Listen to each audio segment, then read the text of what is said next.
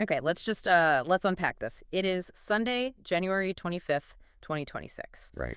I want you to put yourself in a very specific headspace. You're in Louisiana, maybe somewhere in the Acadiana region. Okay. You've got your coffee, you're scrolling through your local news feed on your phone, and you see a headline. Now, usually local sports news is, scores, maybe an injury update. Sure. The usual stuff. But this headline, it feels different. It feels like a tectonic shift. It's not just a game recap.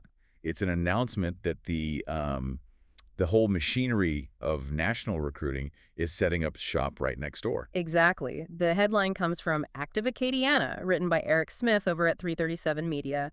And the news is that the Recruit Nation Elite Football Showcase is officially coming to Louisiana. And we should be clear, we're not just looking at the article today. No, we managed to pull the actual logistical documents from Recruit Nation, the internal schedules, the pricing tiers, the Dream Brand packages, the whole 9 yards. Which gives us a really unique opportunity. Because Yeah. usually you just see the flyer on Instagram.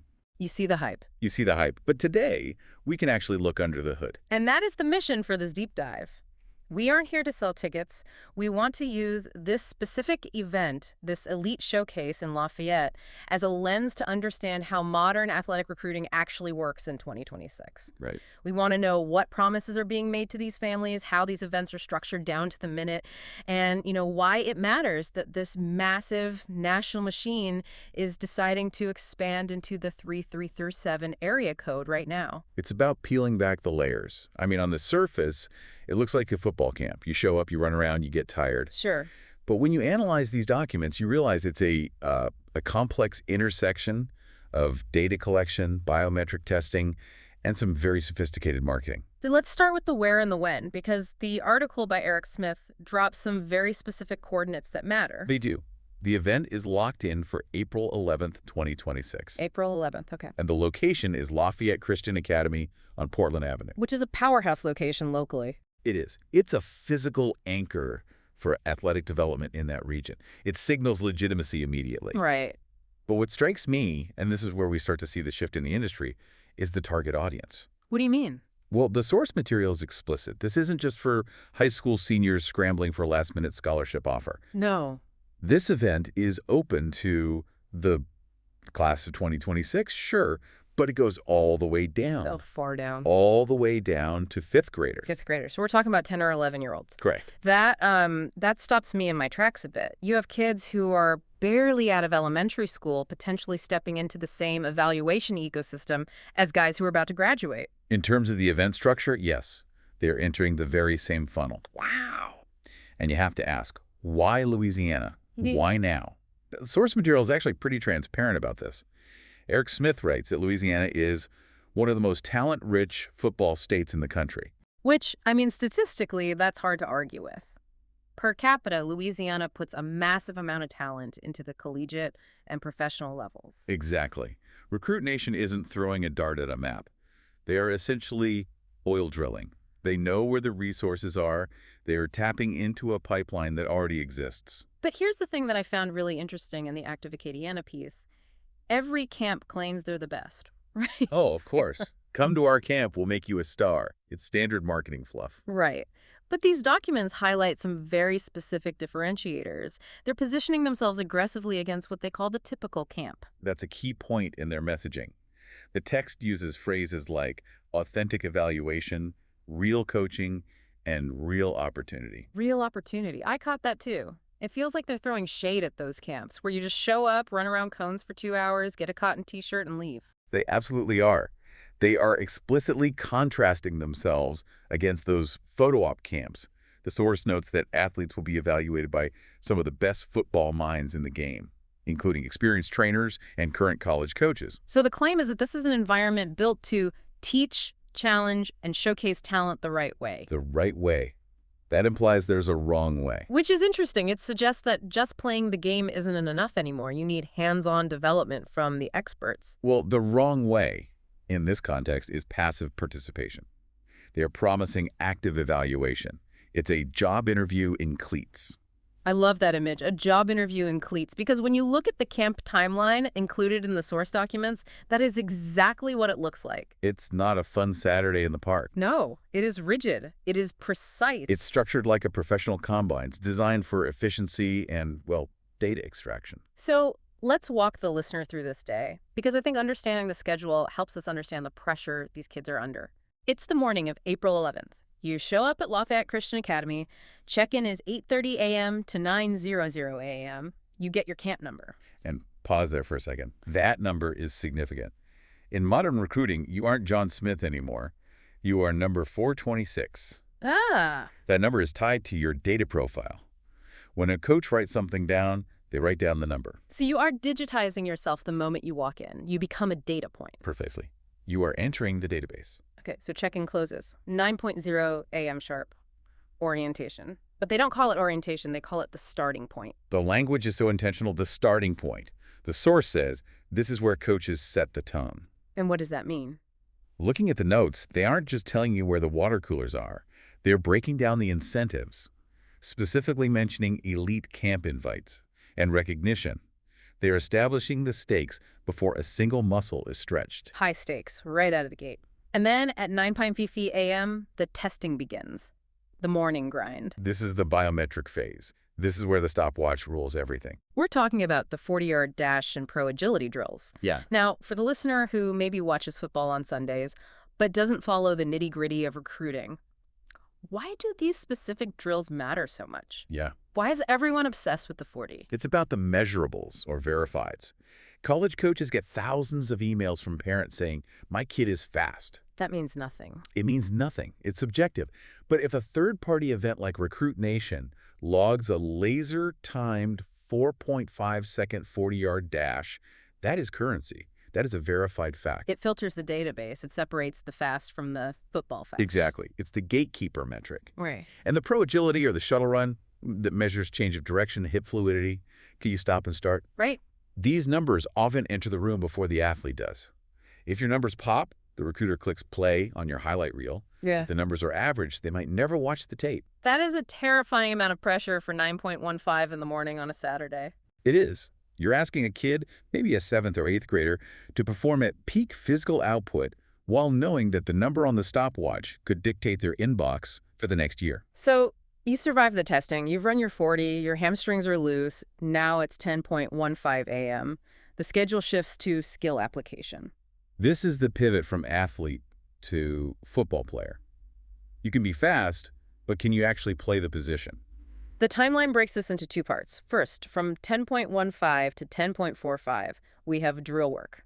The source says this is led by college coaches. This is where that real coaching promise comes in. The document describes these as focused install sessions. Install, that's a specific term. That usually means mental stuff, right? Learning a scheme. In this context, it means technique installation. They aren't just running plays. They are teaching the specific mechanics used at the collegiate level. Like what? How to use your hands as a lineman, how a receiver releases off the line of scrimmage against a press. They're watching how you learn. Are you coachable? Do you look a coach in the eye when he corrects you? So it's a behavioral evaluation as much as a physical one. Yeah. They're watching the soft skills. Always. A coach wants to know if you're going to be a problem in the locker room or a leader on the field. This drill work exposes that. And then the part everyone is waiting for. 10:45 a.m. The schedule simply says competitions. This is where the rubber meets the road. The source gets pretty hyped here. Competitive reps. We are talking 1-on-1s, 5-on-5, and 7-on-7 matchups. This is the differentiator. Drills are controlled. You know what's coming. Competition is chaos. The source phrasing is put their position work into action. Ah. They want to see if you can take that technique you learned 20 minutes ago and apply it when someone is actively trying to embarrass you. And 1-on-1s, I mean, that's arguably the most exposed you can be in sports. Oh, absolutely. It's just you and the other guy. Nowhere to hide. It's the gladiator moment. And remember, the cameras are rolling. This is where the highlight reels are made. Good point. If you lock down a receiver or burn a defensive back here, that clip goes online. That clip travels. So you've battled for an hour. You're sweaty, you're tired. Maybe you won a few reps, maybe you lost a few. It's 11:45 a.m. The whistle blows. Now we move to the payoff phase. Right. 11:45 to 12:00 p.m. is awards and honors. This is the validation loop. They hand out all camp team honors. And invites to premier national events. Which is how the ecosystem sustains itself. Mm-hmm. You do well at the regional event in Lafayette. Great, here's an invite to the bigger event in San Antonio or Dallas. It's a ladder. You climb from local to regional to national. Exactly. But wait, I was looking at the schedule, and there's one more slot. 12:00 p.m. to 12:30 p.m., the meet and greet. Yes. It sounds almost casual, a little mixer. Yeah. But looking at the source description, this might be the most valuable 30 minutes of the day. I would argue it is. The source describes it as an informal setting to connect directly with college coaches. Why is that so rare? You'd think talking to coaches is the whole point. Think about how recruiting works today. It's digital, it's DMs, it's emails, it's huddle links. It is very impersonal. A coach might watch 100 videos a day, but getting 30 minutes to physically shake a coach's hand, look them in the eye, and ask a coherent question, that builds a relationship. The document uses the phrase, shape their recruiting journey. And that's accurate. If a coach remembers your face and your handshake, your email stands out on Monday morning. It's networking 101 applied to teenagers. It transforms a digital profile back into a human being. Exactly. Okay, so we've survived the camp. We understand the physical demands, but I want to pivot to what I'm calling the dream ecosystem. Because looking at these documents, Recruit Nation isn't just running a charity event here. This is a sophisticated business. It is a brand. And like any brand selling a dream, it relies on social proof. They need to prove their product works. Right. The source material leads with its success stories. They list the alumni right at the top. Who do they highlight? We've got Jalen Washington, a running back at Southern Miss, Zeb Vickery, a quarterback at Alabama, and Kobe Williams, an offensive lineman at Arkansas State. Okay, notice the spread there. Alabama is the pinnacle, right? That's the dream. Playing for the Tide. Yeah. But Southern Miss and Arkansas State are solid Division I programs. By listing those, they are signaling to the parents, this path works. Whether you're an NFL lottery pick or a solid college starter, we can help get you there. It validates the investment. It makes the parent feel like the money isn't just disappearing into the ether. And speaking of investment, let's talk about the money. Because dreams aren't free. No, they are not. The source breaks down the cost structure. To attend just this showcase on April 11th, the Recruit Nation Football College Prospect Showcase, it is $169. Which, in the grand scheme of elite youth sports, is fairly standard. Daily. For a full day of expert coaching, verified testing, and access to coaches, many parents would call that a bargain. But there's an upsell. There is always an upsell. The Dream Brand Athlete Package. The price tag jumps to $497. That's a significant leap. So I'm looking at the order summary here. What does dropping $500 get a fifth grader that the $169 doesn't? This is where the business model gets fascinating. It stops being about a single event and becomes about a lifestyle. First, it includes unlimited 2026 camps. Unlimited, like a season pass. Exactly. If you have the travel budget, you can essentially go on tour. The source lists the cities: Jacksonville, San Antonio, Birmingham, Milford, Reno. Fort Lauderdale, Williamsburg, Baltimore, Salt Lake City. It's a national footprint. It is. So if you buy the Dream Brand package, you aren't just buying one day in Lafayette. You're buying a year-long road show. You could spend every weekend in a different city showcasing your talent. Correct. And you're buying visibility. The package includes exclusive merch, which marks you out visually at the camp, and next-level exposure. And this ties into the reward system they mentioned, regional rankings and national radar star ratings. National radar star ratings. That phrase stood out to me. It sounds like a video game, like Madden ratings. It gamifies the process, but it's powerful. If a kid is rated 4 stars on the national radar, that becomes part of their identity. It's something that they can put in their Instagram bio. It's social currency. Totally. And the ultimate prize mentioned in the source is an invite to play in the Dream Football Classic All-American Bowl at AT&T Stadium. The home of the Dallas Cowboys. That is a massive carrot to dangle, playing in an NFL stadium. Every kid dreams of that. And that's what they're selling. They're selling proximity to the dream. Come with us, and you'll stand on the same turf as the pros. And on the practical side, they promise that your information is shared with every college in the country for scholarship consideration. Every college in the country. That is a bold claim. It is. But in the digital age, it's technically possible. If they have the database, they can blast the data out. You are paying for distribution. You are paying to ensure that your 40 time lands on the desk of a coach in Ohio, not just in Baton Rouge. You're buying reach. Now, I noticed a small detail in the fine print. It seemed trivial at first, but after you explained the unlimited model, it made sense. The refund policy. Ah, yes. The policy states that registrations are non-refundable. However, they are transferable to a future camp or another location. Which is brilliant for the business, isn't it? If you get sick and miss Lafayette, They don't give your money back. They say, hey, come see us in Birmingham next month. It keeps you trapped in the ecosystem. It encourages that travel model. Once you buy in, you are incentivized to stay in and use that credit. It keeps the customer engaged with the brand. So let's zoom out. We have this event arriving in Lafayette. It's bringing a rigorous professional style schedule. Right. It's marketing itself as real opportunity versus the fluff.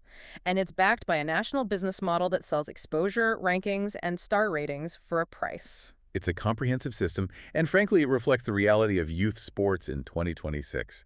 This is how the sausage is made now. How so? How is this different from, say, 20 years ago? Well, 20 years ago, recruiting was local. Your high school coach called a guy he knew at LSU or Tulane. Maybe you sent a VHS tape or a DVD in the mail. Right, a network of personal relationships. It was. Now, there is this third layer, these national organizations that act as the gatekeepers. The aggravators. Right. You can't just be the best kid in your town anymore. That's not enough. You need to be national radar rated. You need verified metrics in a global database. The field has expanded from your county to the entire country. It feels like we are asking these kids to be professionals at age 11. That's the crux of it. When you have fifth graders entering a system designed to generate star ratings and data profiles, you are fundamentally changing their relationship with the sport. How? It's not just play anymore. It's career management. They're building a resume before they finish middle school. I imagine that's exciting for some families who see a clear path, but probably incredibly stressful for others who just want their kid to have fun. It's both. It's access, but it's also acceleration.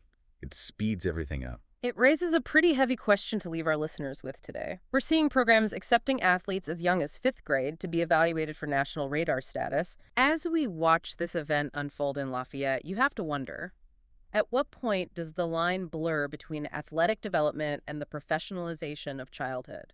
Are we finding talent, or are we manufacturing pressure? It's a question every parent in that stand will have to answer for themselves. That is something to chew on while you finish that coffee. Whether you're a parent prepping for that April 11th date in Lafayette, or just someone fascinated by how the machine of modern sports operates, we hope this gave you a clearer picture of the playing field. It's a brave new world out there. Thanks for joining us on the Deep Dive. We'll catch you on the next one. Stay curious.